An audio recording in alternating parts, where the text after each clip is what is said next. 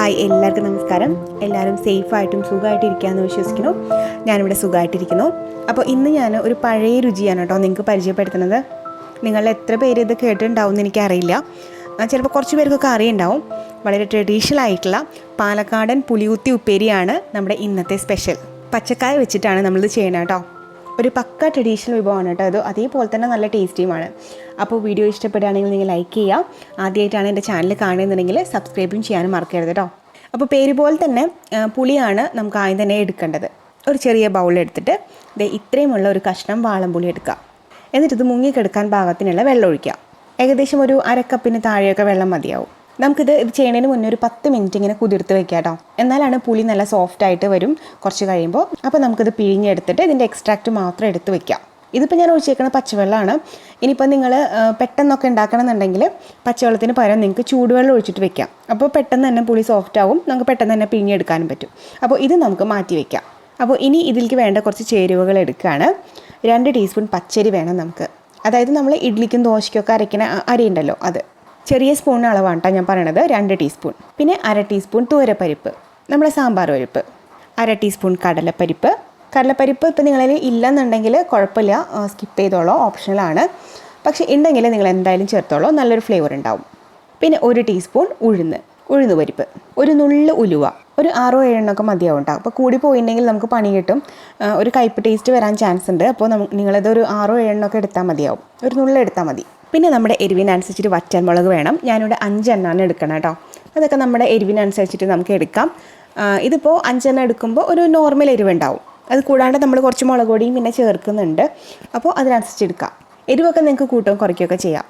പിന്നെ 2 തണ്ട് കറിവേപ്പില. അപ്പോൾ ഇത്രയും ചേരുവകൾ നമ്മൾ എടുത്ത് വയ്ക്കാം. ഇനി നമുക്കൊരു ചട്ടി വെച്ച് ചൂടാക്കാം. ഒരു അടികട്ടിയുള്ള ഒരു ചട്ടി വെച്ചിട്ട് ചൂടാക്കിയ ശേഷം നമ്മൾ നേരത്തെ എടുത്ത് വെച്ചിട്ടുള്ള ഇത്രയും ചേരുവകൾ ഇതിലേക്ക് ചേർക്കാം. എന്നിട്ടൊരു മീഡിയം തീയിൽ നമുക്കൊന്ന് വറുത്തെടുക്കണം. തീ കൂട്ടി വെക്കരുത് കേട്ടോ, പെട്ടെന്ന് കരിഞ്ഞു പോകും ഇതൊക്കെ. അപ്പോൾ ഒരു മീഡിയം തീയിൽ വെച്ചാൽ മതിയാവും. ഈ ഒരു പുളികുത്തി ഉപ്പേരിയുടെ ഒരുപാട് വേർഷൻസ് ഉണ്ട് കേട്ടോ. ഒരുപാട് തരത്തിൽ ഇത് ചെയ്യുന്നുണ്ട്. ചേരുവകളിലൊക്കെ ചെറിയ മാറ്റങ്ങളൊക്കെ ഉണ്ടാവും, പക്ഷേ ആ ഒരു വേ ഓഫ് മേക്കിംഗ് സെയിം തന്നെയാണ് കേട്ടോ. അപ്പോൾ കുറച്ച് നേരം കഴിയുമ്പോൾ നന്നായിട്ട് റോസ്റ്റ് ആയിട്ട് വരും. നല്ലൊരു മണമൊക്കെ വന്നു തുടങ്ങും. കറിവേപ്പിലൊക്കെ നോക്കിയാൽ നമ്മളിങ്ങനെ എടുക്കുമ്പോൾ തന്നെ അതിങ്ങനെ പൊടിഞ്ഞു പോകാൻ തുടങ്ങും. മുളകൊക്കെ നന്നായിട്ട് ചൂടാവും. അപ്പോൾ അന്നേരം ഫ്ലെയിം ഓഫ് ചെയ്യാം നമുക്ക്. എന്നിട്ട് നമുക്കിത് എടുത്ത് മാറ്റാം. ഇത് ചട്ടി ഇപ്പോൾ നല്ല ചൂടല്ലേ, അപ്പോൾ ചട്ടി തന്നെ വെച്ചിട്ടുണ്ടെങ്കിൽ ഇത് കരിഞ്ഞു പോവും. അപ്പോൾ അത് വേറൊരു പാത്രത്തിലേക്ക് മാറ്റി വയ്ക്കാം. എന്നിട്ടിത് ചൂടാറിയതിന് ശേഷം നമുക്കിതൊന്ന് പൊടിച്ചെടുക്കണം. അപ്പോൾ അതിനായിട്ട് മിക്സിയിൽ ചെറിയ ജാർ എടുത്തിട്ടുണ്ട്. ജാറിൻ്റെ അകവശം ഡ്രൈ ആയിരിക്കണം കേട്ടോ, വെള്ളമൊന്നും ഉണ്ടാവാൻ പാടില്ല. വെള്ളം ഉണ്ടെങ്കിൽ നിങ്ങൾ തുടച്ച് കളഞ്ഞോളൂ. കാരണം വെള്ളം ഉണ്ടെങ്കിൽ നമ്മളിത് ഇതിലേക്ക് ഇട്ട് കഴിഞ്ഞാൽ അടിക്കുമ്പോൾ അവിടെ ഇവിടെയൊക്കെ ഒട്ടിപ്പിടിച്ചിരിക്കും. അപ്പോൾ അതുകൊണ്ട് ഡ്രൈ ആയിരിക്കണം. ഇനി നമുക്ക് ഇതിലേക്ക് ഇട്ടിട്ട് ജസ്റ്റ് ഒന്ന് പൊടിച്ചെടുക്കാം.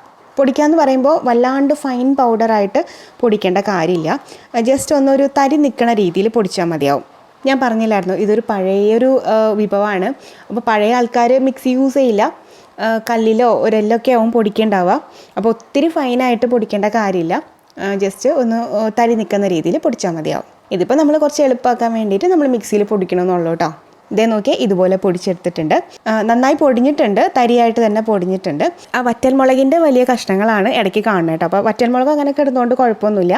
അപ്പോൾ ഈ ഒരു പരുവത്തിൽ ഇത് പൊടിച്ചിട്ട് ഇവിടെ വെക്കാം. ഇനി നമുക്ക് ഇതിലേക്ക് വേണ്ട മെയിൻ ചേരുവ, അതായത് പച്ചക്കായ നമുക്ക് അരിഞ്ഞെടുക്കണം. കണ്ടോ, ഇതുപോലെ ചെറിയ ക്യൂബ്സായിട്ട് ക്യൂബ് ഷേപ്പിലാണ് അരിഞ്ഞിട്ടുള്ളത്.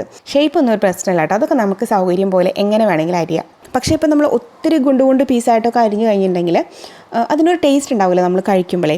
ഉള്ളിലേക്കൊന്നും മസാലയൊന്നും പിടിക്കുകയുമില്ല. അപ്പോൾ ഒത്തിരി വലുതായിട്ടും നിങ്ങൾ അരിയണ്ട, എന്നാൽ ഒത്തിരി ചെറുതായിട്ടും അരിയണ്ട. ചെറുതായിട്ട് അരിഞ്ഞു കഴിഞ്ഞാൽ പെട്ടെന്ന് അങ്ങ് ഉടഞ്ഞു പോവും. അപ്പോൾ വല്ലാണ്ട് അങ്ങനെ കുഴഞ്ഞിരിക്കും. അപ്പോൾ ഈ ഒരു സൈസിൽ ഒരു മീഡിയം വലിപ്പത്തിൽ ഇങ്ങനെ അരിയുക. 2 പച്ചക്കായാണ് കേട്ടോ ഞാൻ എടുത്തിരിക്കുന്നത്. മീഡിയം സൈസിലുള്ള 2 പച്ചക്കായ അരിഞ്ഞു വെച്ചിട്ടുണ്ട്. അത് മാത്രമല്ല, പിന്നെ ഒരു കാര്യം കൂടി ഉണ്ട്. പച്ചക്കായ ആദ്യമേ അരിഞ്ഞു വെച്ചാലും കറുത്തു പോവും. അപ്പോൾ നമ്മളിത് ഉണ്ടാക്കുന്നതിനും ജസ്റ്റ് മുന്നൊന്ന് അരിഞ്ഞു വെച്ചാൽ മതി. അല്ലെന്നുണ്ടെങ്കിൽ പിന്നെ അരിഞ്ഞിട്ട് വെള്ളത്തിലൊക്കെ ഇട്ട് വെക്കണം. അതിൻ്റെ ആവശ്യമില്ല. ഉണ്ടാക്കുന്നതിന് അപ്പം തന്നെ തൊട്ട് മുന്നങ്ങ് അരിഞ്ഞു വെച്ചാൽ മതി. അപ്പോൾ ഇതൊരു ട്രഡീഷണൽ വിഭവം ആയതുകൊണ്ട് തന്നെ നമ്മളിത് മൺചട്ടിയിലാണ് ഉണ്ടാക്കുന്നത്. ചട്ടി ഒന്ന് ചൂടായി കഴിയുമ്പോൾ ആവശ്യത്തിന് വെളിച്ചെണ്ണ ഒഴിച്ച് കൊടുക്കാം. വെളിച്ചെണ്ണ ചൂടായി വരുമ്പോൾ 1/2 ടീസ്പൂൺ കടുക് ചേർക്കാം. കടുക് പൊട്ടി വരുമ്പോൾ 2 വറ്റൽമുളക് ചേർക്കാം. 2 തണ്ട് കറിവേപ്പില. എല്ലാം കൂടി നന്നായിട്ടൊന്ന് മൂത്ത് വരുമ്പോൾ നമ്മൾ അരിഞ്ഞ് വെച്ചിട്ടുള്ള പച്ചക്കായ ഇട്ട് കൊടുക്കാം. ഇനി ഇതിലേക്ക് വേവാൻ ആവശ്യത്തിനുള്ള വെള്ളം ഒഴിക്കണം. ഞാനിവിടെ 1.5 കപ്പ് വെള്ളമാണ് ഒഴിക്കണം കേട്ടോ. 1 കപ്പ് എന്ന് പറയുന്നത് 250 ml ആണ്. അങ്ങനെ 1.5 കപ്പ് വെള്ളം. പിന്നെ ഇതിൻ്റെ ഒപ്പം തന്നെ നമ്മൾ നേരത്തെ കുതിർത്ത് വെച്ചിട്ടുള്ള പുളി ഉണ്ടല്ലോ, അത് നന്നായിട്ട് പിഴിഞ്ഞിട്ട് മാറ്റി അതിൻ്റെ ആ ഒരു ചാറ് മാത്രം എടുക്കുക. അതും കൂടി ഇതിലേക്ക് ഒഴിക്കുക. കൂടെ തന്നെ നമുക്കൊരു 1/4 ടീസ്പൂൺ മഞ്ഞൾപ്പൊടി ചേർക്കാം. പിന്നെ കുറച്ച് മുളക് പൊടിയും കൂടി ചേർക്കുന്നുണ്ട്. ഞാനിവിടെ പിരിയമുളകിൻ്റെ പൊടിയാണ് ചേർക്കുന്നത്. അത് 1.5 ടീസ്പൂണാണ് ചേർക്കുന്നത് കേട്ടോ. പിരിയമുളകിൻ്റെ പൊടിക്ക് എരിവ് കുറവാണ്, പക്ഷേ നല്ലൊരു കളർ കിട്ടും നമുക്ക്. അപ്പോൾ നോർമൽ മുളക് പൊടിയാണ് നിങ്ങൾ ചേർക്കണമെന്നുണ്ടെങ്കിൽ 1.5 ടീസ്പൂൺ ചേർക്കരുത്, ഭയങ്കര എരിവായിരിക്കും. 1/2 ടീസ്പൂണോ അല്ലെങ്കിൽ ഒരു 3/4 ടീസ്പൂണോ ഒക്കെ ചേർത്താൽ മതി കേട്ടോ. പിന്നെ നിങ്ങളെ എരിവനുസരിച്ച് നിങ്ങൾക്ക് മാറ്റങ്ങളൊക്കെ വരുത്താം. പിന്നെ ആവശ്യത്തിന് ഉപ്പ്, ഒരു 3/4 ടീസ്പൂൺ ഉപ്പ് ചേർക്കാം. നന്നായിട്ട് മിക്സ് ചെയ്ത് അടച്ച് വെച്ചിട്ട് വേവിക്കാം. ചില പച്ചക്കായ നല്ല വേവുണ്ടാവും, കുറേ സമയം എടുക്കും വേവാനായിട്ട്. ചിലത് പെട്ടെന്ന് വേവും, അധികം ടൈം വേണ്ടി വരില്ല. അപ്പോൾ ഇടയ്ക്ക് നമ്മളതൊന്ന് ജസ്റ്റ് തുറന്ന് നോക്കിയിട്ട് മിക്സ് ചെയ്ത് കൊടുക്കാൻ മറക്കരുത് കേട്ടോ. ആവശ്യത്തിന് വെള്ളമൊക്കെ ഉണ്ടോ നോക്കുക, പച്ചക്കായ എന്തോരം വെന്തിട്ടുണ്ട് എന്നൊക്കെ നോക്കുക. ഒന്ന് പ്രസ് ചെയ്ത് നോക്കിയാൽ മതി.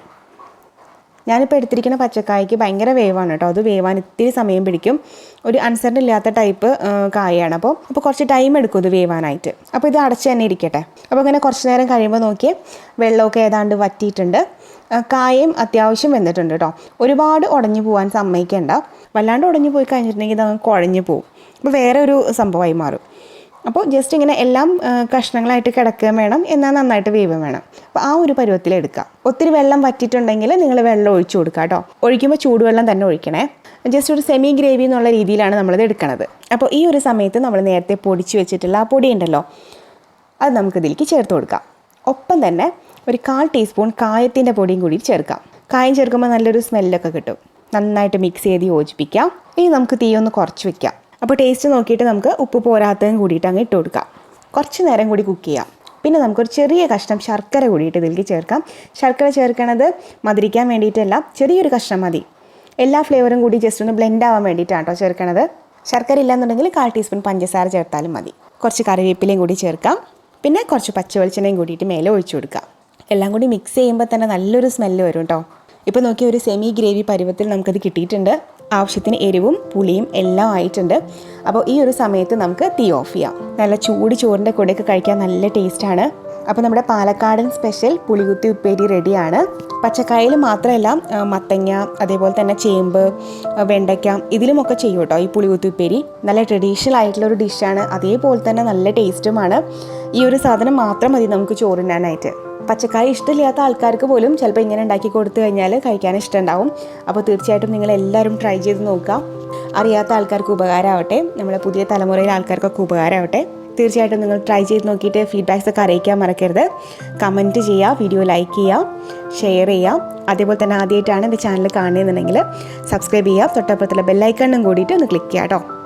ഓൾ എന്ന ഓപ്ഷനിലും കൂടിയിട്ട് ക്ലിക്ക് ചെയ്യുക. അപ്പോൾ ഇനി അടുത്തൊരു വീഡിയോ ആയിട്ട് വരുന്നവരെ എല്ലാവർക്കും നന്ദി, നമസ്കാരം.